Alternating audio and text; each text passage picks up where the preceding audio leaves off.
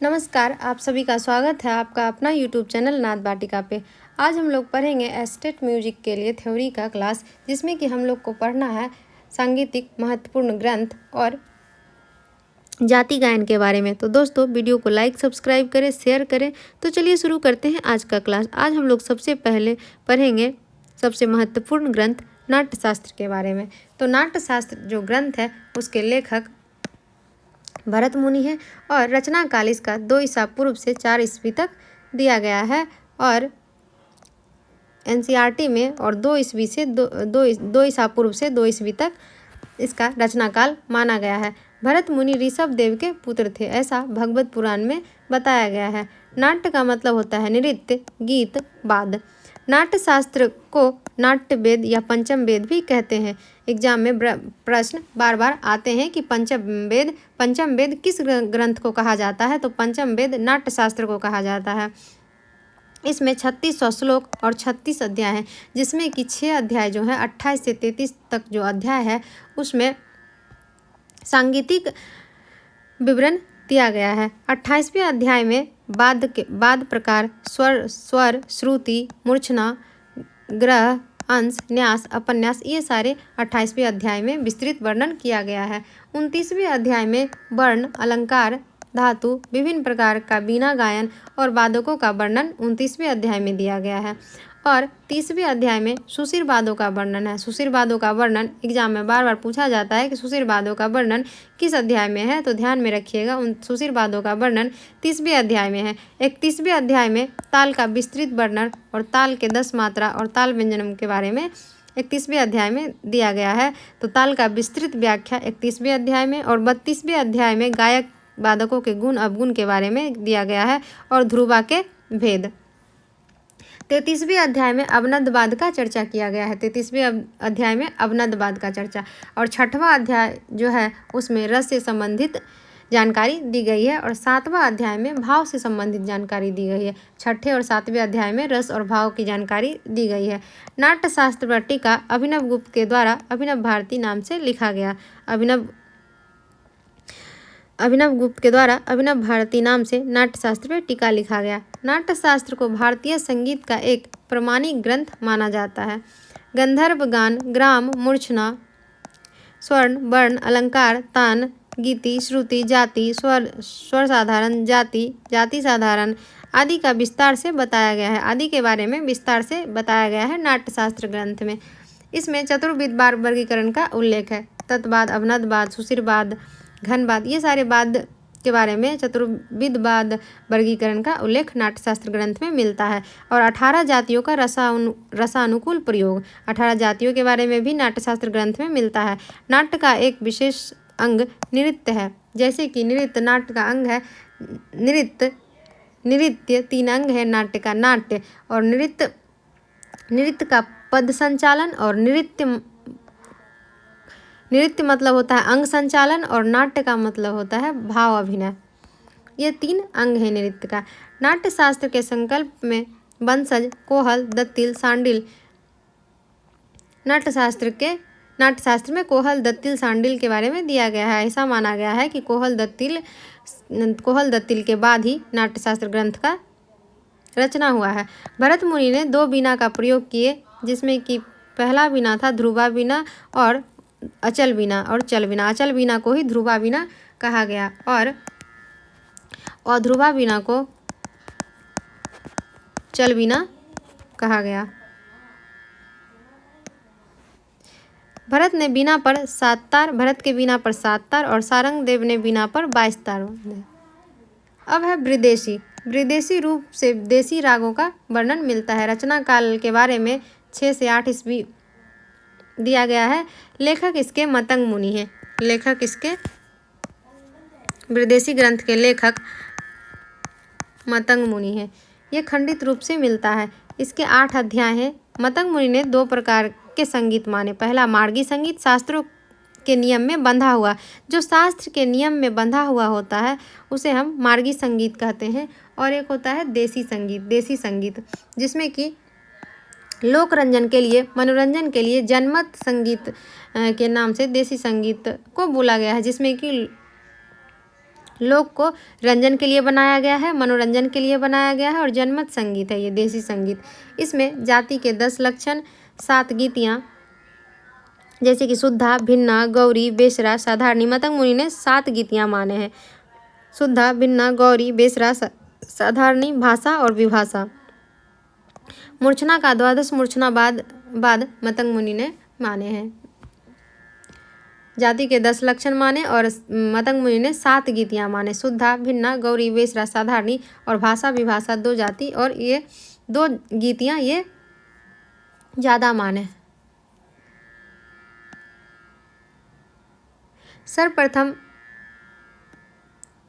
सर्वप्रथम राग शब्द का उल्लेख किए। सर्वप्रथम ग्राम शब्द का भी उल्लेख इसी विदेशी ग्रंथ में मिलता है। और मतंग ने चित्रा बीना, किन्नरी बीना के आविष्कारक भी माने जाते हैं। मतंग जो है वो चित्रा बीना और किन्नरी बीना के आविष्कारक भी माने जाते हैं। सर्वप्रथम बीना पर सारिका बांधने का कार्य इन्हीं के द्वारा किया गया। 14 से 18 के मध्य सारिका उन्होंने बांधे। उन्होंने श्रुति 1 माना है, मतंग मुनि ने 1 श्रुति माने हैं। स्वर श्रुति से जाति का निर्माण हुआ और जाति से राग का निर्माण हुआ। मतंग मुनि ने स्वर श्रुति से जाति बना और जाति से राग बना। मतंग मुनि ने नाद के 5 भेद बताए हैं। 5 भेद बताए हैं। सूक्ष्म, अति सूक्ष्म, व्यक्त, अव्यक्त और कृत्रिम। नाद के 5 प्रकार बताए हैं। सूक्ष्म, अति सूक्ष्म, व्यक्त, अव्यक्त और कृत्रिम। और उनके द्वारा मतंग मुनि के द्वारा 33 अलंकार माना गया और प्रबंध उन्होंने 49 माने थे। मतंग मुनि के द्वारा अलंकार 33 और प्रबंध 49 माना गया। अब है संगीत रत्नाकर। 13वीं सदी में संगीत रत्नाकर ग्रंथ का रचना हुआ। रचनाकार इसके सारंगदेव, जिसमें कि 7 अध्याय है। इसे हम सप्ताध्यायी के नाम से जानते हैं। एग्जाम में प्रश्न बार बार पूछे जाते हैं कि सप्ताध्यायी किस ग्रंथ को कहा जाता है। तो सप्ताध्यायी संगीत रत्नाकर को कहा जाता है, जिसके रचयिता सारंगदेव हैं। 13वीं सदी में ये ग्रंथ लिखा गया। राजा सिद्ध के शासनकाल में महालेखाकार हैं और पिता इनके सोढल हैं। दादा इनके भास्कर, जो कि देवगिरी दौलताबाद आ गए थे, कश्मीर में थे और इनके दादा देवगिरी दौलताबाद आ गए थे। 7 अध्याय है। स्वर्गता अध्याय, राग विवेका अध्याय, प्रकीर्ण अध्याय, प्रबंध अध्याय, ताल अध्याय, बाध अध्याय और नृत्य अध्याय। तो स्वर्गता अध्याय में नाद, श्रुति, स्वर, ग्राम, मूर्छना, वर्ण, अलंकार, गीति, पदार्थ, पिंड उत्पत्ति, शरीर दर्शन, ये सारे स्वर्गता अध्याय में विस्तृत व्याख्या किया गया है। राग विवेका अध्याय में 10 विध राग का वर्गीकरण, जैसे कि ग्राम राग, राग, उपराग, भाषा, विभाषा, अंतर्भाषा, रागांग, भाषांग, क्रियांग और उपांग। इन्होंने मार्गी के अंतर्गत ग्राम राग 30, राग 20 और उपराग 8, भाषा 96 और विभाषा 20, अंतर्भाषा 4, कुल 178 मार्गी और कुल 178 मार्गी राग। और रागांग में 21, भाषांग 20, क्रियांग 39 और उपांग 6, कुल देसी राग उन्होंने 86 माने। कुल उन्होंने 200 संगीत रत्नाकर में 264 रागों का उल्लेख है, जो कि सारंगदेव जी के द्वारा दिया गया।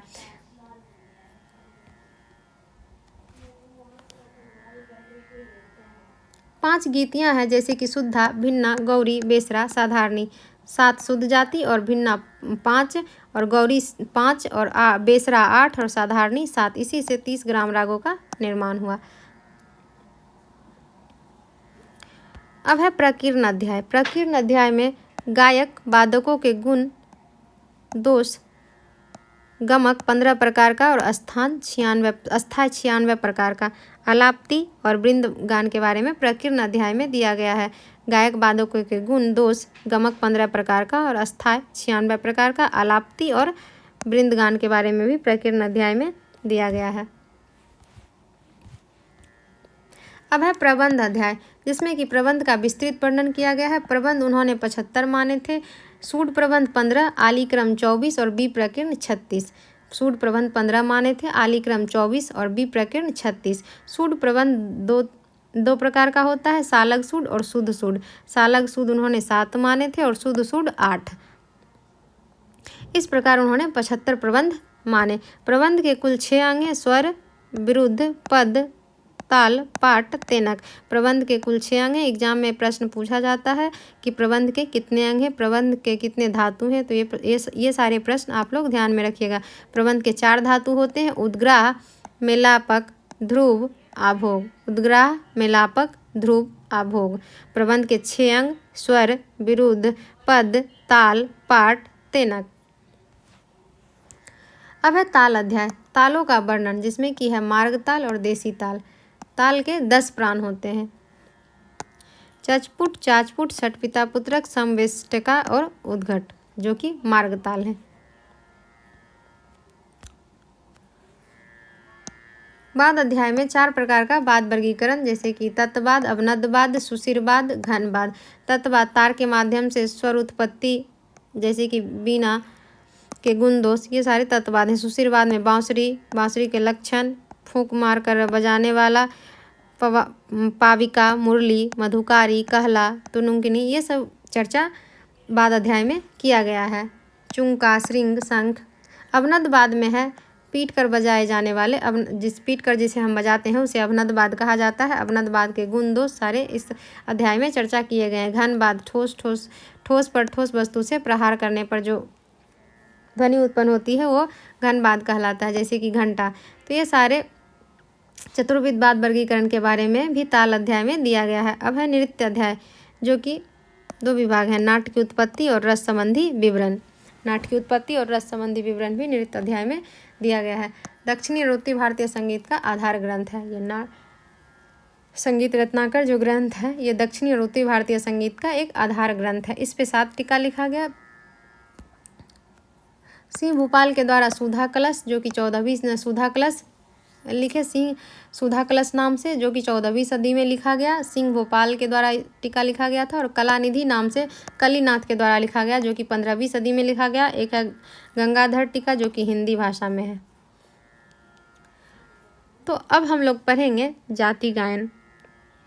सबसे पहले हम लोग पढ़े नाट्यशास्त्र, फिर बृहदेशी और फिर संगीत रत्नाकर, 3 ग्रंथ के बारे में पढ़े। अब हम लोग पढ़ेंगे जाति गायन। तो जातियों का निर्देश रामायण से होता है। रामायण के पश्चात जाति के रूप का विस्तृत विवरण नाट्यशास्त्र में उपलब्ध है। जाति क्या है, इसका उल्लेख मतंकृत बृहदेशी से मिलता है। एक श्लोक है: श्रुति ग्रह स्वरादि समृद्धा ज्ञानते इति जाति है। श्रुति ग्रह आदि स्वरों के समूह को जाति कहते हैं। श्रुति ग्रह आदि स्वरों के समूह को जाति कहते हैं। श्रुति सुनने योग्य सूक्ष्म ध्वनि, श्रुति जिसे हम सुन सके, स्पष्ट सुनाई दे जो हमारे कानों को, उसे ही श्रुति कहते हैं। जाति से प्रयुक्त होने वाले स्वर उसे हम ग्रह कहते हैं। अभिनव गुप्त के अनुसार स्वरों के विशेष सन्निवेश, जिसमें जाति के 10 लक्षण ग्रह, अंश, तार, मंद्र, न्यास, अपन्यास, अल्पत, बहुत, साडव और वत, ये सारे जाति के 10 लक्षण हैं। पंडित सारंगदेव के अनुसार जाति की उत्पत्ति सामवेद से अथवा सामगान से हुई है।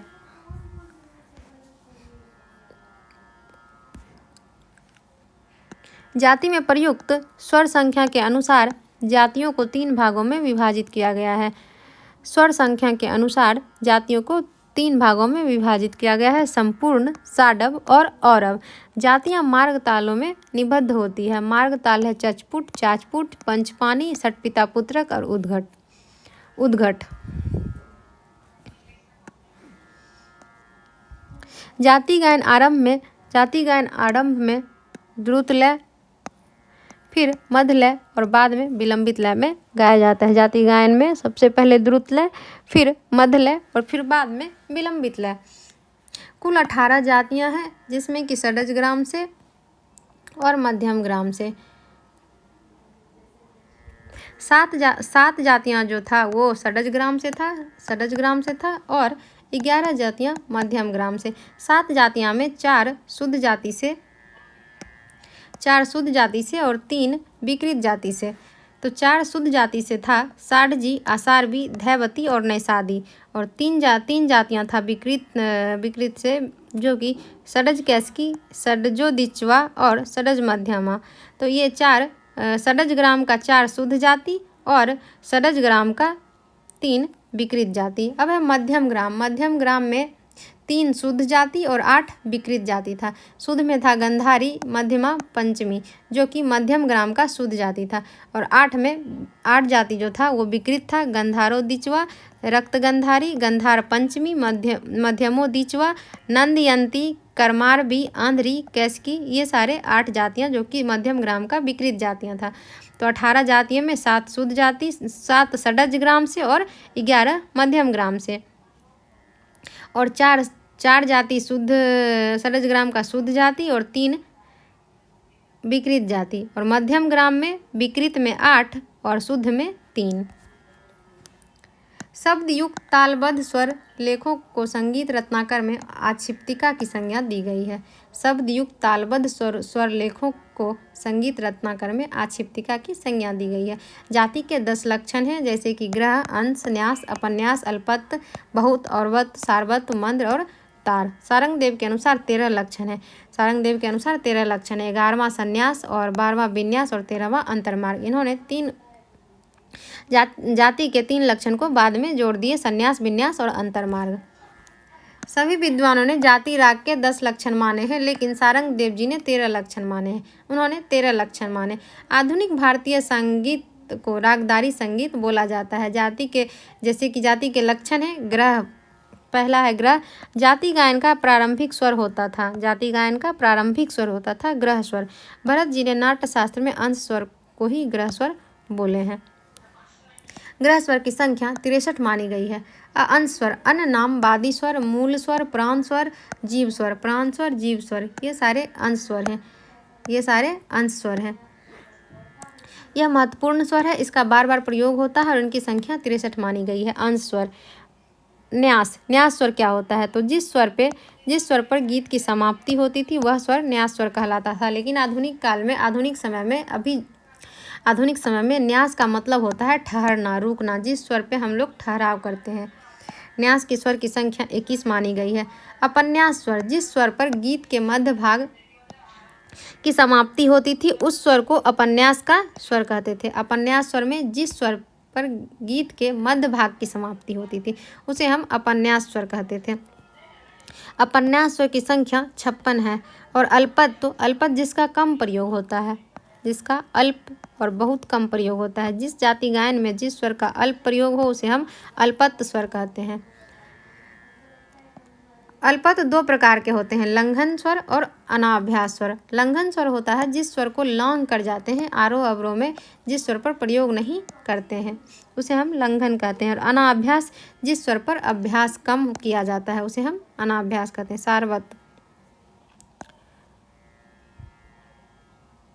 सारवत में 6 स्वर का प्रयोग किया जाता है। 14 जातियों में सारवत का गुण था, जैसे 47 सारवत जातियाँ हैं। जाति गायन में 6 स्वर का प्रयोग किया